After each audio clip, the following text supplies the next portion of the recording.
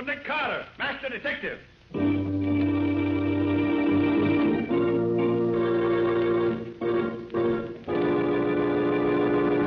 Yes, it's another case for that most famous of all manhunters, the detective whose ability at solving crime is unequaled in the history of detective fiction.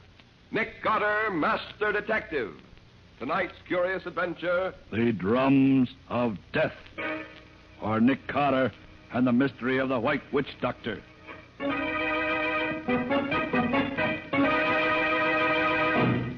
And so, gentlemen, you will find enclosed a complete dossier on the criminal in question, plus all the evidence needed for a conviction. Yours very truly, et cetera, et cetera. Wait a minute, Nick. Not so fast.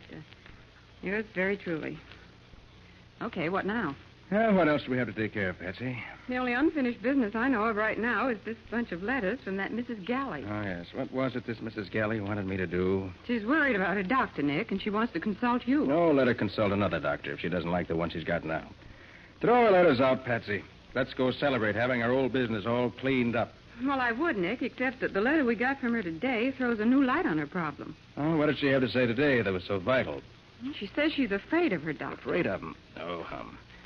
Mrs. Galley's that old, wealthy dowager I met at somebody's tea a few weeks ago, isn't she? That's who she is, and she... She's probably a crotchety old hypochondriac whose hobby is doctors. That isn't it. And now that she's seen every physician in town, she wants to start in collecting detectives.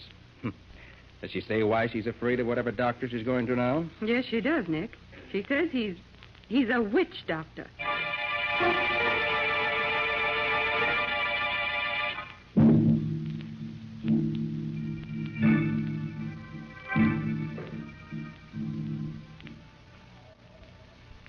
It was very kind of you to come, Mr. Carter. I hoped you would. I confess I wasn't too eager, Mrs. Galley, until Miss Bowen told me about your last letter. Well, perhaps it's silly to believe in such things as voodoo and black magic nowadays, but I don't know what to say. Suppose you tell your story and let me be the judge. Well, there isn't much to tell, Mr. Carter. What's that? Only the wind, Mrs. Galley. It's nothing. Oh, I'm so unnerved. Well, here's my story. Last week, my nephew, Walter Galley, told me about a wonderful new doctor he discovered, Dr. Congo. I wasn't feeling well, and the name interested me, so I went to see him. Good morning. Is Dr. Congo in? Good morning, madam. Yes, the doctor is in. Can't say I remember a doctor's office in Vanderbilt Square before. You're new here, aren't you? Have you come to see Dr. Congo, madam? Naturally. Do I look like an insurance salesman? Have you an appointment, Mrs. Galley is the name. Mrs. Galley. My nephew made an appointment for me. Oh, yes, Mrs. Galley. Will you step this way, please? Dr. Congo's expecting you. Thank you. Wait a moment. What's that noise? Drums, madam. Drums? What drums? If you'll step inside, Mrs. Galley, you'll find out for yourself. Very well. Drums, indeed. What nonsense is this? Good morning. Mrs. Galley, I presume. I'm Dr. Congo. Good morning, Dr. Congo. I want... Golly, what a story. Go on, Mrs. Galley. Why did you scream? Because I saw... Yes, what did you see? A white savage. What? From his neck to his toes, Dr. Congo was an ordinary man. He was wearing striped trousers, formal cutaway jacket, wing collar ascot tie. He was beautifully dressed. But his face... Yes? His face was hideous. Shaven skull, a horrid, grinning mouth, showing his teeth, which had all been filed to a point. And he had a bone through his nose. Like a cannibal. Yes. At first I was stunned. And then I thought it might be a joke my nephew Walter was playing on me. I sat down while the drums throbbed. I'm sorry I screamed, Dr. Congo, but you gave me quite a start. I usually do that to my clients, Mrs. Galley. What kind of a doctor are you? A witch doctor. You're fooling, aren't you? On the contrary, But it's unbelievable. We only joke about things like witchcraft nowadays. I am not joking, Mrs. Galley. I've spent 15 years in the heart of Africa studying voodoo. My face, the drums, the African witchcraft apparatus in this room, all are a necessary part of my profession. Profession? Yes, I am a professional witch doctor, and as such can guarantee miracles that modern medicine would never dream of. Ridiculous. I don't believe you. Really? Pardon me, Mrs. Galley. I was just ordering my men to begin the voodoo drum incantation. None of my clients believed me at first, Mrs. Galley, but I convinced them. Now, if you'll allow me... What are you doing with those scissors? I merely removed a lock of your hair. Now, in spite of yourself, you are officially one of my patients. And I warn you, my fee is high. Well, you're wasting your time, sir. I don't want to be a patient of yours, and I won't pay any fee. I'm leaving. Good day, sir. One moment, Mrs. Galley. Dr. Congo, let go of my arm. You don't understand me, Mrs. Galley, and I'm afraid you don't understand voodoo. This lock of your hair places your health in my hands. Your life or death are mine to do with as I desire. And my fee for this visit is $10,000. Preposterous. Get out of my way. $10,000, Mrs. Galley. Now listen closely. 3 times you will hear my Congo drums roll, no matter where you are. If you have not paid when you hear them for the 3rd time, you will die. Good morning, Mrs. Galley. Then, Mr. Carter, I ran out of that office. I'm 65 and not as strong as I was, but I was frightened. I realized he was threatening to kill me with voodoo. And we don't believe in that nowadays, do we? Not as a rule. 3 drum rolls, he told me. And if I don't pay by the 3rd one, I die. Stuff and nonsense, I said. And then, that very night, when I was alone in this room, I heard the distant roll of Congo drums. Golly. Now, Mrs. Galley, you must calm yourself. I'm sure it's only your nerves. We don't believe in witchcraft today. You've got to believe me, Mr. Carter. I've already heard Dr. Congo's drums beat once. Perhaps you only think you did, Mrs. Galley. This Dr. Congo is playing on your nerves. Hysteria can make us think we hear anything. Oh, no. I'm sure I heard them. Wait. There's it again. You heard? Nick, that wasn't Mrs. Galley's imagination. I heard it, too. And so did I, Patsy. That's the 2nd time. It is not just my nerves. You must save me from Dr. Congo, Mr. Carter. If you can't, I'm lost. His voodoo will kill me.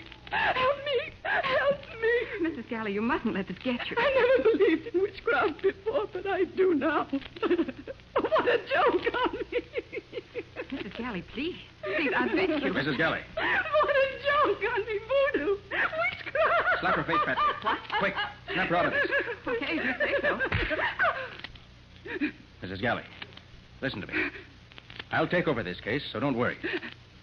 Now, where can I find your nephew? Walter, he's usually in the Bubble Bar Cafe at this hour. Oh, Mr. Carter, if that Dr. Congo gets me, Nick, she's fainted. Call her maid and tell her to put her to bed. We've got to get out of here. You go back to the office. I'm going to look for Mrs. Galley's nephew. But, Nick, what about Dr. Congo? Isn't he the one you want to see? No. I have a hunch this case hinges on Walter Galley.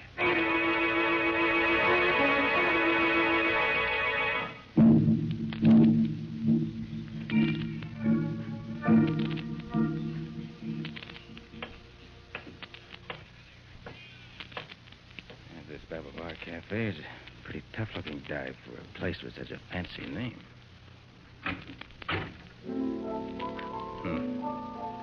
Nobody here but the bartender and that piano player.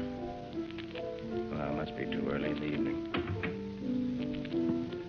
Good evening. Hiya, pal. What'll it be? Information. Huh? I'm looking for someone. Who? Walter Galley. Oh, him. Walter ain't come in yet. Hang around. He's due any minute. You live around here? Yeah, across the street. River Apartments. I see. He owes you money, too, huh? How's that? Don't play dumb, pal. Galley's clipped us all. Somebody's always coming around looking for him. pal, I'd give plenty to get back what he owes me. He's no good. How's chances of collecting? 0, pal. 0. Golly claims he's got a rich old aunt who's going to leave him plenty when she kicks off, but I don't... For the lover. What is it? What's the matter, man? Turn around and look. Oh. Good evening, Mr. Carter. Ah, Dr. Congo, I presume? Quite right. What's that thing he's got for a face? Don't you find it inconvenient walking around wearing a bone through your nose, Dr. Congo? No, Mr. Carter, I don't. It's my business. And what's your business with me? You see this African spear I'm carrying? Yes? I'm going to present it to you. And why? Merely as a warning, my impulsive friend. A warning? Yes, a warning. Keep away from Walter Galley and his aunt, or the next time my drums roll, they'll beat for your death. My dear witch, Doctor. And just to punctuate my warning, here's the present I promise you. Take it! Look out! He just missed you with that spear, mister. Keep it for a souvenir, bartender. I'm going after that man. Hey, Dr. Congo. Dr. Congo. Look down that side street. If Congo thinks he can scare me off with that voodoo nonsense. Congo! Congo! Now, he's cutting across the street up. Well, let's see if he can outrun me. Hey, look out! Watch me, right!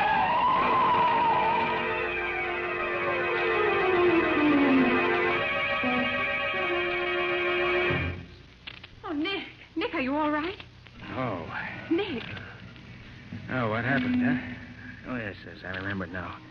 Oh, is that you, Patsy? It's me, all right. Oh, that was close. What happened? I got here just as that car almost ran you down. Well, whoever it was, he tried his best to get rid of me. But why? Probably because I was chasing Dr. Congo. Dr. Congo? Yes. He paid me a visit when I was looking for Walter Galley. At the Bubble Bar Cafe? Yes. Congo threw an African spear at me. I chased him out into the street. Good heavens. Probably had an accomplice waiting with a car for just such an emergency. Oh, Nick, they might have killed you. Well, they certainly tried hard enough. Must have jumped a mile trying to dodge that car. Nick, listen. I came down here looking for you. What's happened? Mrs. Galley's maid phoned the office just as I got there. She was hysterical. She could hardly talk. What happened, Patsy? Mrs. Galley has vanished.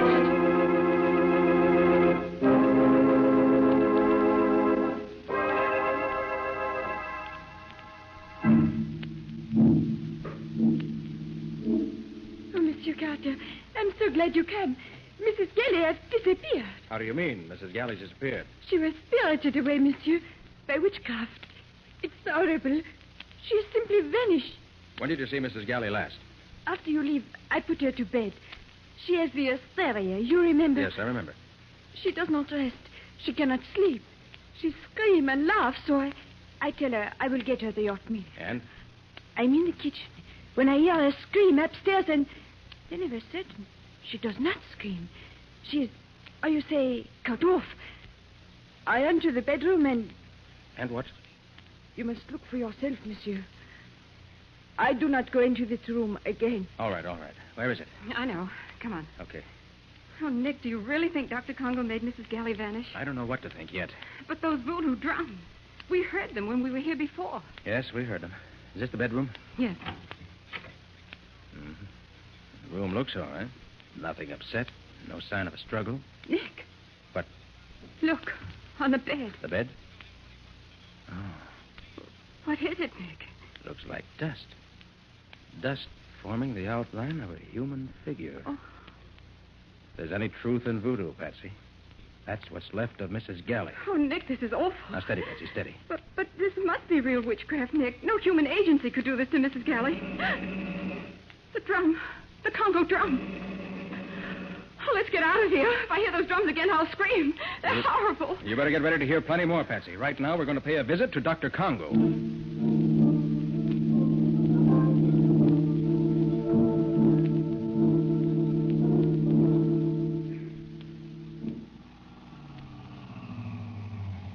This is Vanderbilt Square, Patsy. Look for Dr. Congo's sign. Do we have to come here, Nick? We do, Patsy. I want to have a look at Dr. Congo's office. Nice old residential section. It's awfully dark. Yeah. No lights in the houses anyway. Nick, there it is. The doctor's sign? Mm-hmm. Oh, yes. Congo, W.D. Probably stands for witch doctor. All right, Patsy, come on. Oh, Nick, I'm scared. Oh, certainly you don't believe in voodoo, Patsy. Oh, I never did before, but Dr. Congo seems to have changed my mind. Maybe. Would you rather wait in the car? What? Desert you? I may be scared, but I'm no coward. Ah, that's the girl, Patsy. Chin up. Oh, I'm trying, but it makes my teeth chatter too loud. Well, here we are. A nice side window. Going to have a peek inside? No, going to break in. What's that? Just a gadget, Patsy, for unlocking locked windows. Oh. Now we turn the catch, and there we are. I'll go first, Patsy. Okay. All right.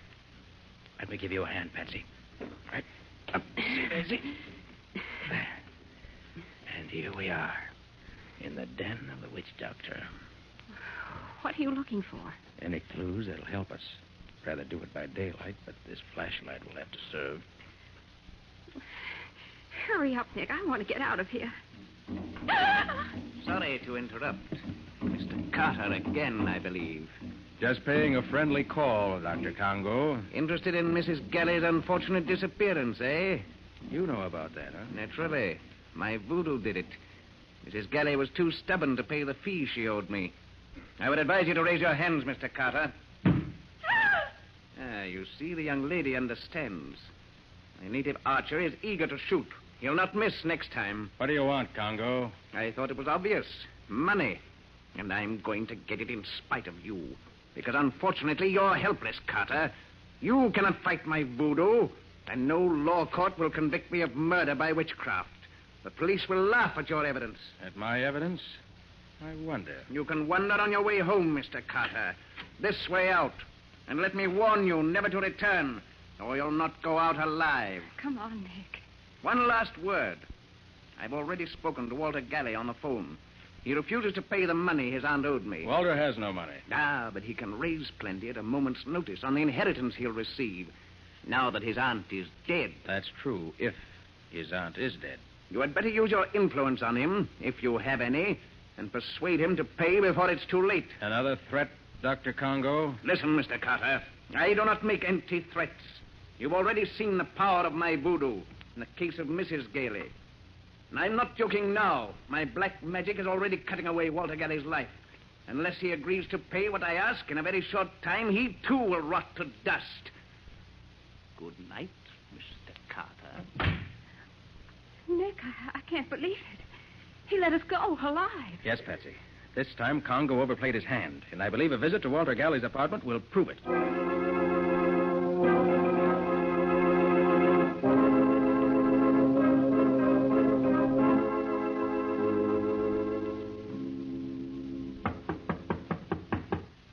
Mr. Galley. Mr. Galley. Mr. Galley. No one home. Then we'll just go in and wait. This looks like an easy lock to open. I'm almost afraid to go in yet. Too late, Patsy. We're in already. Come on. Radio's playing. All the lights are on. We must have just stepped out for a moment. Yes, looks that way. What do you think? About Dr. Congo's threat, I mean. Let's look around. Wait a minute. I want to turn off that radio. There, that's better. Wonder where Galley is. Maybe he went to pay that money to Dr. Congo. Perhaps, but I doubt it. Nick, look. What is it, Patsy? Look at that couch beside the radio. It's covered with... Dust. Yes, I see. It's shaped like a human figure. Exactly like the dust on Mrs. Galley's bed. Then Congo's killed Walter Galley, too. The evidence seems to point that way. But how can Congo do this, Nick? By voodoo, so Congo says. Beat a few drums, melt a wax figure, and your victim rots to dust. And there's the dust on the couch. Then you believe it, too. I didn't say that, Patsy. Listen. The drum again. Oh, Nick, let's drop this case. We can't fight the supernatural. We don't understand it. It's like trying to stop the wind. Trying to stop the wind? Of course, Patsy. That's the one last explanation I was looking for. I should have thought of that myself. What? I mean, this case is solved. Give me a moment to write a note here at Galley's desk. A note? To whom? Why, to Dr. Congo. My dear Dr. Congo, you are right. I have no case for the police.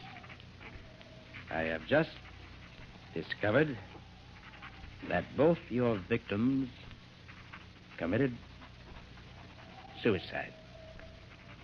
Signed, Nick Carter. That's a peculiar note. What does it mean? Dr. Congo will understand it. But, Nick, it couldn't be suicide. But Mrs. Galley and Walter vanished. No bodies were found. Dr. Congo will understand what it means, Patsy. Oh, Nick, you're just deliberately mystifying me. No, Patsy, you'll understand, too, later. But right now, I want you to deliver this note to Mrs. Galley's maid. Her maid? Who did she... No questions now. Deliver it and hurry back to the office. Because Nick, very shortly, we're going to hear Dr. Congo's drums beating again. And this time, they'll be beating for us.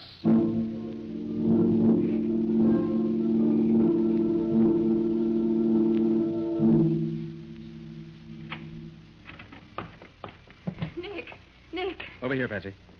You delivered the note? Yes. What in the world are you doing? Just setting up my motion picture projector. Oh, Nick, this is no time for movies. The police were at Mrs. Galley's.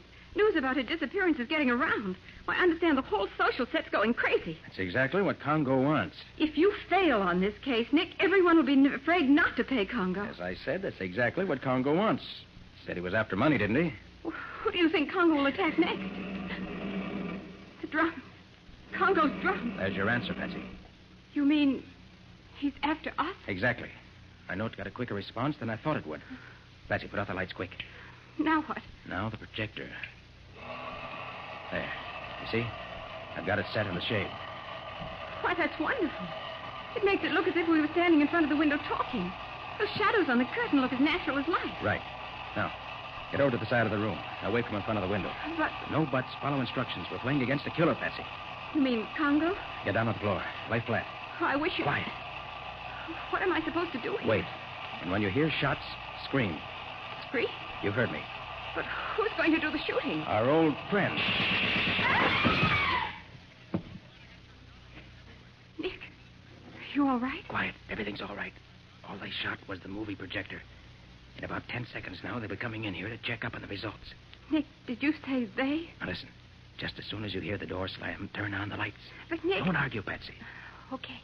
Now, quiet. Yeah, that apparently took care of them. Yes, I think that we've accomplished... Don't move, either of you. Light, Patsy. Okay. Now, as you see, you're covered with this gun I hold in my hand. Nick Carter, I told you, Walter, he was... Shut up. Put up that Tommy gun you have there laid on the table, Dr. Congo. But, Nick, that's Mrs. Galley. I thought she was dead. That's what you were supposed to think, Patsy. And the chap with her is her nephew, Walter. But I don't understand, Nick. Very simple, Patsy. This clever pair created Dr. Congo, a phony witch doctor played by Walter Galley. Their motive? Blackmail. And they pretended to be their own first two victims. I see. So they could disappear and then spend their entire time playing Dr. Congo. And also so that their fates would terrify future victims into paying Dr. Congo's exorbitant fees without any protest. You are indeed clever, Mr. Carter. Very clever. Then all that voodoo was make-believe. Phony. Yes, Patsy. As phony as the shadows on our window shade, which this precious pair attacked. And as phony as the makeup that turned Walter into a witch doctor. That's why I wrote that note, Patsy, about having learned that both disappearances were really suicides. They knew then that I'd seen through their whole scheme. But those mysterious drum beats we heard, even outside our own window. Let me show you how that was done. Let's see. Oh, yes, here it is. You see, Patsy? A simple gadget attached to the outer frame. A windmill connected to a small drum. Mm-hmm. When the wind blows hard enough, the drum beats. Watch, I'll spin it. Oh, so that's what scared me. That plus your imagination. It was imagination you two counted on most, wasn't it, Dr. Congo? You concocted the voodoo tale, planted your own clues, and then vanished. The rest you left to human nature, right? So why did they call you in, Nick? Why didn't they let well enough alone? They were playing for high stakes, Patsy. They thought they had a perfect racket, and if I failed to break it, their victims wouldn't fight back. But the phony Dr. Congo was far too eager to let us escape. That was the second important clue. The second? What was the first? Mrs. Galley claimed she was in Congo's power because he'd cut off a lock of her hair, remember? Yes, but isn't that according to voodoo tradition? Certainly. But it couldn't work with Mrs. Galley. Well, why not? No, Patsy, you disappoint me. Look at Mrs. Galley now. You're close enough. I see. Mrs. Galley wears a wig. Of course, Patsy. And a lock of hair cut from a wig would hardly put the wearer of the wig under the spell of even the best witch doctor in the world. Well, for the love of... Look here, Carter. We can't stand here all night with our hands in the air like this. No. What are you going to do with us? Oh, sorry to treat you two this way. But I don't like visitors who bring Tommy guns to my office. I was a fool to let you go when I had you in my office, Carter. You were all kinds of a fool, Galley. Or do you prefer to be called Dr. Congo? Ah, If you hadn't been in such a hurry, your plans might not have been quite so apparent. And if you hadn't been so obvious in sending me to see Walter Galley in the middle of the night when he hadn't had time to raise the money to pay you, even if he wanted to, I shouldn't have been quite so sure what your schemes were. Your eagerness to begin collecting from your victims was your downfall, my friend. all right. But the next That's time... what they all say, my friend. But there won't be any next time. Nick Carter plays for keeps.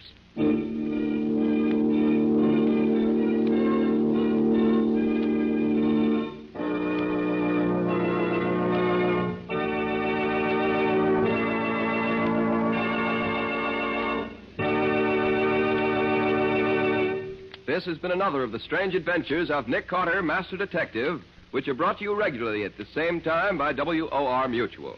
And now Philip Clark, who played Dr. Congo in our story tonight, has a message from our government that I want you all to hear. Go ahead, Phil. A friend of mine asked me the other day, why do we need to save waste paper? And how come the supply of paper is limited?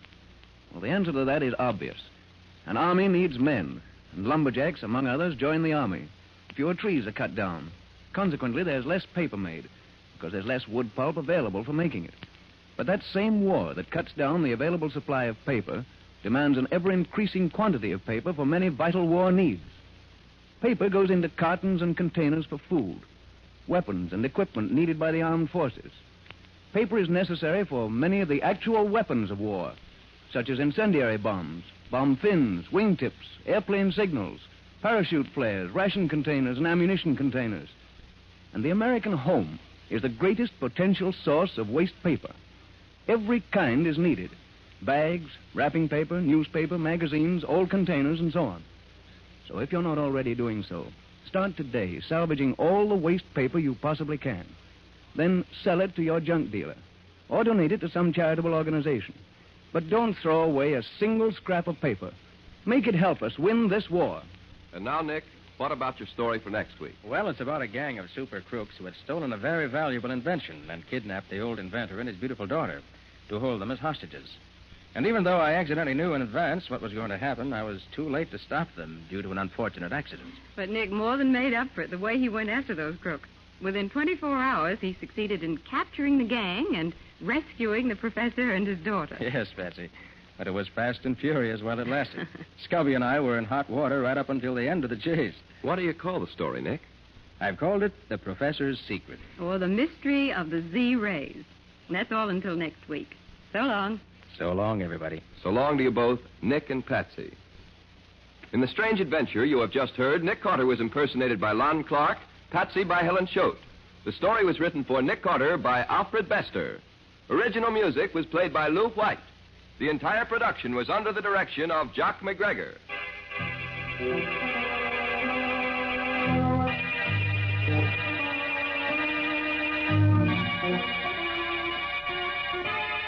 Next week at the same time, listen to another curious experience of Nick Carter entitled The Professor's Secret, or Nick Carter and the Mystery of the Z-Rays.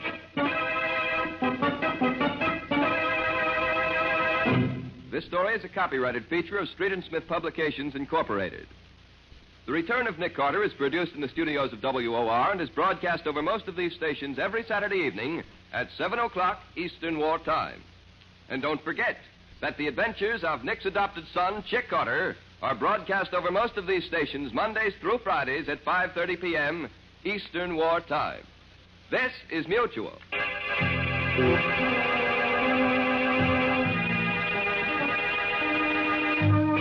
Thank you.